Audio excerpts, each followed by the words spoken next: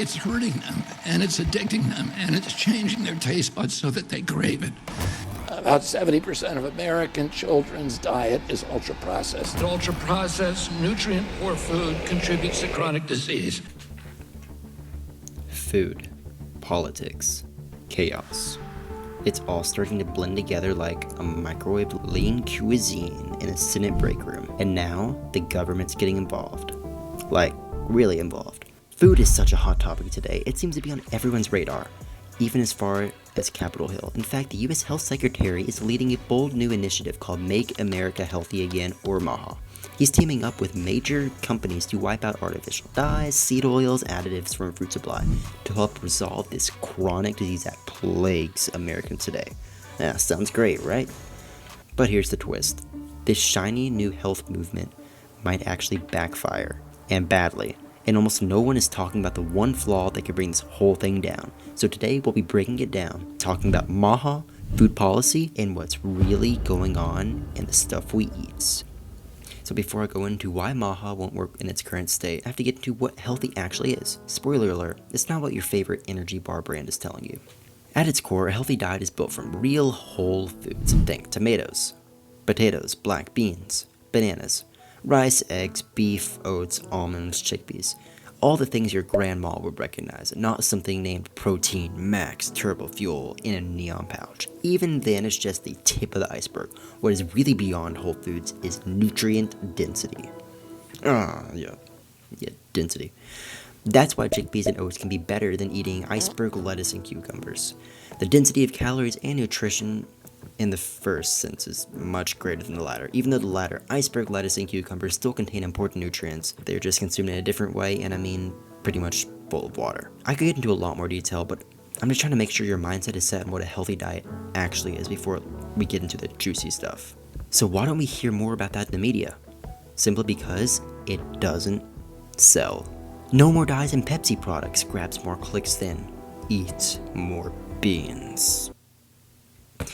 And big corporations, they love making tiny surface level changes so they can scream, "We're healthy now!" and gain support from Kennedy, while conveniently ignoring the garbage that's still inside the package. It's performative, just like the fast fashion brands bragging about sustainability while using child labor. Welcome to corporate wellness. And this perfectly leads into the next topic. So, the so-called health halo effect. Ever heard of it? Yeah, probably not, but you've definitely seen it as it can be very prominent in our everyday lives. A halo effect is basing your overall impression on something or someone based on one singular characteristic. So if you think someone looks really good, but also deep down you know he's a criminal and a thief, if you look at him solely based on his good side, this is known as the halo effect. In terms of health, it's the same idea, just with ingredients. A company replaced or removed a bad ingredient, and you put all your focus on that one part of the product, and you think the product is all laughs and giggles. Yeah, no. Even though it still may be high in sodium, lower nutrients, and be a criminal, like the analogy I used earlier. So going back to Coca-Cola, I predict this will be the first of what will cause a mass health halo effect across America. Across multiple news outlets, countless have mentioned how Coca-Cola is switching to cane sugar. And due to many health influencers on YouTube, people assume cane sugar is just miles healthier than high fructose corn syrup. But in reality, both are still sugar. Coke is going to stay a high sugar product and still contains 2 harmful artificial preservatives, as well as phosphoric acid, which messes with phosphorus production in the body, which, assists in the bone formation, teeth, as well as energy. So, that's what the so-called health halo effect is in contemporary times. So what about the past? You remember the 90s? People were all about low-fat everything. Skim milk, low-fat yogurt, cheese, margarine. But as time progressed and people realized that maybe we do need fats, and eating fats doesn't literally mean it will translate to belly fat, it all changed. So it took a while for the public to figure out.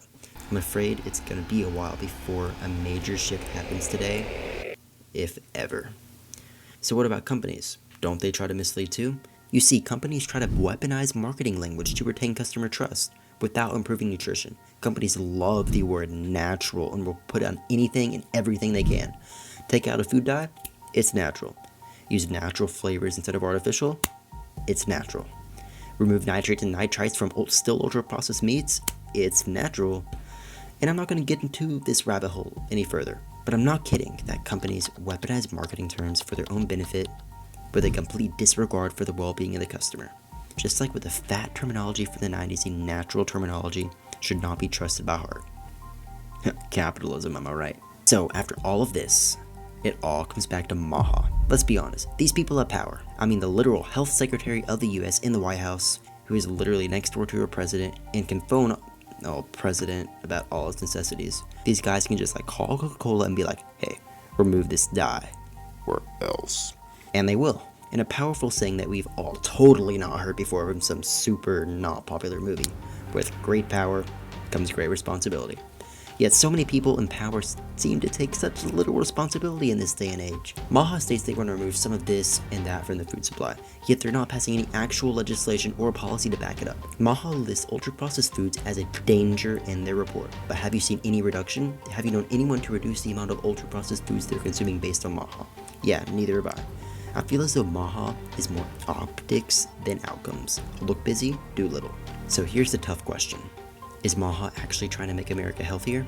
Or are they just trying to polish the image of junk food, just enough to keep the machine running and benefiting those of higher class? So let's zoom out a bit. Let's give MAHA the benefit of the doubt. If they miraculously removed every artificial dye, every nasty preservative, and every mixture of high fructose corn syrup from our food, would it really fix the core problem? No. Because the problem isn't just what's in our food, it's what our food is. America is addicted to ultra-processed food, the hyper-palatable, industrialized food-like products. It's what's the cheapest, it's what's the most available, it's what's the most aggressively marketed, especially to kids. Ask yourself, why are grocery store aisles overflowing with things that barely resemble real food? Why is it easier to find chips in a gas station rather than an apple? Because the system wants it this way. But MAHA might want to make a change, but it won't break the addiction. Let's talk food deserts, not desserts. Deserts. Millions of Americans don't even live near a store that sells fresh produce. School lunches, often the cheapest bulk options loaded with seed oils, refined carbs, and ultra-processed meat substitutes. In the ads, kids are bombarded with bright-colored cartoon mascots pushing sugar bombs practically from the moment they can talk. And it's not just the kids, adults aren't safe either. Our idea of a quick lunch is a lean cuisine and a Diet Coke. So swapping high fructose corn syrup for canned sugar doesn't magically cure this addiction. If anything, it can make it worse. And people feel better about drinking Coke every day because like, hey, it's healthy kind of now, right? Yeah, you see the problem. This is a systematic addiction to ultra-processed food, and changing the label or swapping an ingredient won't fix it. In fact, it might make it worse. If people think it's healthier, they'll feel better consuming it even more. So, what should we be focusing on? Let's bring it back to you, your health, your kitchen, your choices. Because even though the system is flawed, you still have the power. Let's start with this. Read the whole label. Ignore the front of the box. Don't be fooled by buzzwords such as natural, clean, or multigrain. Focus on ingredients you can actually understand. Keep it simple. Focus on real food, not perfect food. Just real. Whole ingredients, cooked at home, simple meals. Think eggs and sweet potatoes, rice and beans, fresh fruit, and quality meats without the additives. And also just ditch soda for simple alternatives such as sparkling water with lemon, or ditch the energy drink for a tea. Even for snacks, there are better swaps. Plain popcorn, maybe throw in a little olive oil and sea salt, real yogurt without all the extra sugar, dry roasted nuts. It's not about perfection, it's about clarity. It's about knowing what's actually in your food. If the ingredient list looks like a science experiment, your body probably doesn't know what to do with it either. So let's pull it all together. From my research and observations, MAHA is trying to look like a hero, because the more I look into it, the more it feels like a controlled opposition, and sometimes that is more dangerous than open enemies. Make just enough changes to calm the public, but not enough to upset the billion-dollar food industry. That's the strategy. A little tweak here, a new label there, a flashy press conference, but no real shift in what's making America sick. It's like rearranging the deck chairs in the Titanic with the boat halfway under. Looks nice, but doesn't stop the sinking.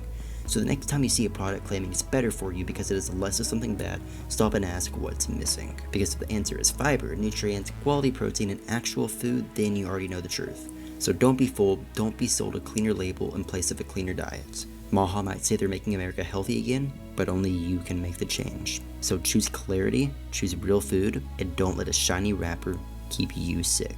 And Connor out.